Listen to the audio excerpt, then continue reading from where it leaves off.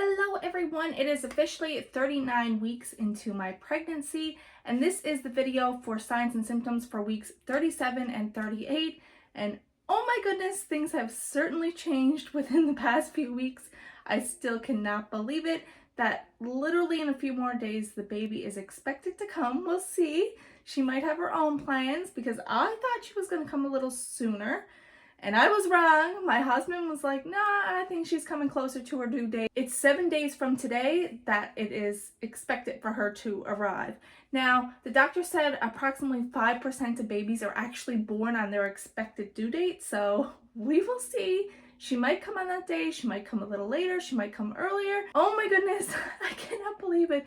I still have a few videos I wish to have done for this series, but it is what it is. I've been getting sick, I've been getting tired, and just the whole shebang lately. So just trying to get up videos lately has been a bit of a challenge, but we're getting there. I will have the what I packed in my baby's hospital bag video up hopefully tomorrow, if not the next day. The snack bag video, we haven't actually done a snack bag yet. I don't know if we are going to do one for the hospital, just because my husband has to go back and forth anyway to make sure the dogs are let out to use, to make sure that they get some food, water, everything else while I'm in the hospital. So he's going to be going back and forth. He'll probably just pick up things on his way back to the hospital, so I'm not too concerned about a snack bag. Also, there's a cafeteria and places to get food at the hospital, so I don't know, a snack bag to me just doesn't seem like something we really need. We'll see. I'll go without one and see if I regret it, but I really don't think I will. I don't see the purpose of it, and who knows, we might in the end pack one, and if we do, I'll do a video of what we packed in it. But as of now, we've decided we don't need a snack bag. We just need my bag, his bag, and baby's bag. So hopefully I don't go in labor within the next few days because, like I said, I still have to do the what I packed in my baby's bag to show you. Worst case scenario, I'll just have to show you after what I did pack. But as of now, baby's still not here. And here are my signs and symptoms for week 37 and 38. So the first sign and symptom I've been having, my feet have still been bugging me. That is something I've been having this whole third trimester, the pins and needles feeling in my feet. It comes and goes, and it's mainly in the night times. Throughout the day, I don't really feel it. Once in a blue moon I will, but mostly throughout the night is when I feel the pins and needles feeling in my feet. And like I said, it comes and goes. Shortness of breath, of course, is still occurring. And even more so now where I'm steady catching myself to catch my breath. The thing I also had at week 37 that I actually had to bring up to my doctor had been, I seen this shimmery, sparkly type things in my vision. It was like little specks of sparkles that I had to bring up to my doctor. They said it was a migraine. Now, normally when I have migraines, my vision does go a little blurry and I do end up getting numbness in my hand, but it's when my anxiety gets really, really bad with my headache. But for some reason, I had this shimmery, sparkly thing happen, and it literally came and went. It didn't even last a minute. It just was something that appeared, and then it was gone again. And then after that, that's when my hand started to go numb, and I just felt my head just weird. So I brought it up to my doctor, and they said it was a migraine, and just to keep an eye on it, and just let them know if it happens again. It never did happen again in week 37, but in week 38, it happened one more time. Except this time it was, instead of little speckles and sparkles, it was like these bright lines that ended up appearing versus the sparkles. And same thing, it was a migraine. Same thing happened again. My hand went numb and my head just felt weird, and I just took note of it. Now last night it did start to happen and I caught it. So I just closed my eyes and just put some pressure on the sides of my head in the hopes to reduce it. It seemed to work, but I just took a second and I just looked at my husband. I said, oh, it's about to happen again. And I just put my hands on the side of my head, closed my eyes, and just took a deep breath and just, here we go. Hopefully it goes away. And this time it was the speckles again, like the sparkles. It went back to that. I have been having migraines in weeks 37 and 38. We'll see now in week 39. Don't know if I'll do an update video in week 39. We will see. But now it's crunch time. I have had a little bit of nausea, Not excessive nausea, but a little bit. That has occurred as well. Fatigue, oh my goodness, has rapid fired. And I mean tired. I have been just wanting to stay in bed, and I have to tell myself, no, you gotta get up, you gotta get things done, but I'm so exhausted. In regards to cravings, fruit punch has been kind of a craving of mine, and ice cream, especially popsicles. I just want one so bad all the time. That has been my latest craving. The other night, I literally was sitting down and having 3, 4, 5, 6 popsicles, and my husband was just like, okay, and just left me alone. And the other day we went up to my in-laws for supper. They invited us up and they ended up having barbecue, and I cleaned my plate, and my husband was sat at the table just looking at me like, all right, you're feeding for 2. You eat what you gotta eat. But oh my goodness, my appetite has certainly increased a lot, and I just want food, and I'm hungry, and I don't turn anything down. And the only thing I found I really cannot eat, cannot stand the smell right now, is seafood. No seafood at all.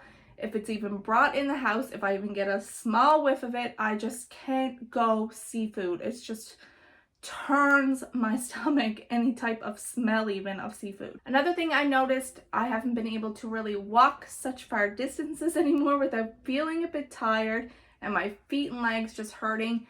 I would just go simply to the kitchen, and by the end of that, I'm like done. I'm like, I want to go back into bed.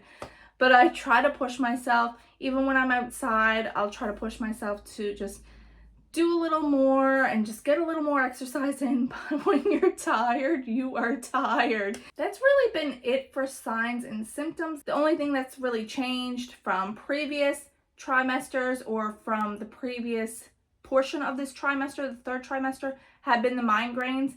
And my backache has been slight still. It hasn't been major, severe. I haven't been in a lot of pain with my back. It's just been slight pain, and it just comes and goes. It's nothing really annoying. Baby is still moving a lot, and I mean, she just steady go, go, go, go, go. Like, she does not stop. She is a very active baby in my belly. I'm always feeling her. My husband's always feeling her. My mother-in-law actually got to see her move the other day, and she couldn't believe it. She was just tumbling, moving all around. She is in position, as I mentioned in a previous video. She is head down. They had checked, and she's in position, ready to roll to come, but she's not ready to come just yet. It's almost like she has her own little condo made up. She has a swimming pool in there, a king-size bed, all the toys she wants. This girl has a penthouse suite made up in my belly, and she is not ready to come anytime soon. She's not even really showing any signs of coming anytime soon. She is cozy and comfy. So it's going to be interesting to see when she decides to arrive, but as of now, there's not an indicator, not a sign, nothing, not even how I'm feeling. I just been riding it. I have all of her clothes washed, her face cloths washed, towels, everything like that. All of her bottles sterilized in the sterilizer, all of her nummies, all of her teethers, all of that is done. My husband has been really pushing on getting her nursery done. Now, she's not going to be in her nursery right away. She's actually going to be in her bassinet, which we also have all set up for her. And she will be in our room for the first 6 months.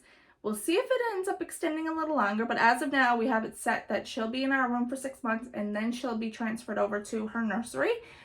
But my husband has been pushing on getting that done. He ended up putting up brand new drywall after he insulated the room with all new insulation, vapor barrier. The floor had to come up. He ripped that all up because all new flooring is going down, because that room actually used to be, if you weren't aware, the dog's room, the puppy nursery. So it needed a complete overhaul. So all that flooring came up to make way for the new flooring. New drywall is now placed on the walls for the baby as well. My husband ended up getting all the plastering and sanding done of the ceiling and the walls, and he just finished priming. So we're just waiting for the primer to dry, and then we're getting ready for paint and new flooring, which is extremely exciting. He also has to get her car seat loaded up into the vehicle to have that ready, as well as her stroller. So everything is ready to go for the hospital. The bags, like I said, are packed, ready to go for the hospital. The dogs, you can tell, know something is up. Even the way they approach me now, they're not jumping up. They're not as antsy, especially the younger ones. They are more, not standoffish, but more aware and alert something is happening. So they are more cautious when proceeding towards me, which is great. I have to say, especially when you have 9 dogs and they're all running at you and excited. So that I noticed has changed with them. I'm very curious and very excited to see how each of them react when the baby does arrive. I honestly think all of them are going to do pretty good. I think 1 or 2 of them I might have a slight issue with. Not so much been aggressive or anything like that. I think they're just going to be a little confused and just a little bit hesitant around the baby. Now, all of them I think are going to be hesitant around the baby, just like all of them are going to be introduced one at a time to the baby. We aren't just going to, here's the baby to all the dogs. It will be 1 dog at a time being introduced, and we're just going to take our time with it, get them to know each other, take them on walks. So when we go with the stroller to go for a walk, one of the dogs will come with us. Even just that, because they will get the scent and the smell from the baby. But it's definitely going to be a gradual, slow process. It's not something that we're just going to throw the baby into or the dogs into. They need to become accustomed and know the baby's routine and vice versa. We just don't want the dogs either to feel really overwhelmed. They have just been accustomed and used to just me and my husband. So to throw in another person into the household, it's going to be a change, and it's going to be a big change for them as well. So we have to be very careful about this. And I do trust them with all my heart, but they are still dogs and they are still animals. They all still have their own little minds and everything else and how they handle situations. So we're going to take it slow. We're going to take our time, and just everybody is going to meet everybody just at a very slow, gradual process. Just in case anyone was aware how we were going to do this with 9 dogs, because I'm sure people are like, you have 9 dogs and you have a baby that's about to be here. Don't worry, we have it all figured out. It's going to be, like I said, a gradual process. The dogs are also in their own space, their own bedroom. My husband's going to bring home a blanket and stuff too from the hospital when he comes to visit the dogs, just so they can get the scent and the smell of the baby. But it's certainly not something that it's just going to be thrown to the wolves and fend for yourself type situation. It's going to be something that's going to take time. It's probably going to take a few months. We know, give it time, and everyone will adjust to everyone, and everything will be fine. And like I said, we just got to monitor it. Even if the dogs are up around the baby, we still have to monitor it. Not all dogs will be around the baby at the same time regardless. Even when they are all introduced and they all seem fine, it's still not a situation where baby should be left with 9 dogs. So this is something we have been very aware of. We have done our research. We have certainly made sure to take every precaution. We have made sure that the dogs are in a safe space and baby is in a safe space. The dogs have pretty well the entire downstairs to themselves, which has become pretty well their bedroom with all their toys down there. They can come upstairs, but not all at the same time. And if they want to come up and see baby, again, they can come up, just not all at the same time. That is pretty much it for this video. It's the signs and symptoms, the update on the nursery, the update on the dogs with the baby, who's gonna be here very soon. I cannot believe it, cannot believe it. And I hope I have a chance to do what is in the baby's hospital bag for you. Fingers crossed that if the baby comes in the coming days, it is what it is. I'm really hoping to have that video filmed for tomorrow. We will see. But again, if not, my apologies. At least we got to see what was in my hospital bag and my husband's hospital bag. But I'd really like to get to that video as well, just because I think it would be a nice way to end off this series before heading out to the hospital. Another thing, in case you weren't aware and you missed that video in this series, the baby's face will not be shown on this channel. Me and my husband both discussed it. We made the decision that the baby is not to be posted on social media, and they will not be featured on our YouTube channel. You might see the back of their head, their little legs. You might hear them in the background, But in regards to seeing their face, my apologies if that's something you're looking forward to or something you're just tuning into. And I'm sorry about that. It's just, we weighed out the pros and the cons. There's just way too many cons, especially in today's day and age with social media, with AI, with inappropriate people out there and everything else. Our job is to protect our daughter, and for us that means not being on social media. We'll still do videos and I'll still do updates, and like I said, you'll probably see the back of her head or this, that, and the other thing. You just won't see her face. And we know that there's ways to do content and family content without showing the children, and we are just very strongly and passionate about it. How our channel has developed, how we do things have changed from where we started many moons ago and how we used to do things to now. Completely different, and that's all a part of growing and all a part of developing a channel and developing and growing as people. And the more you learn and the more you research, and posting up our child isn't something we want to do. And again, hopefully you all respect that. It's just a choice we made, a personal choice. Thank you so much for watching. We'll see you in the next video. Bye now, everyone.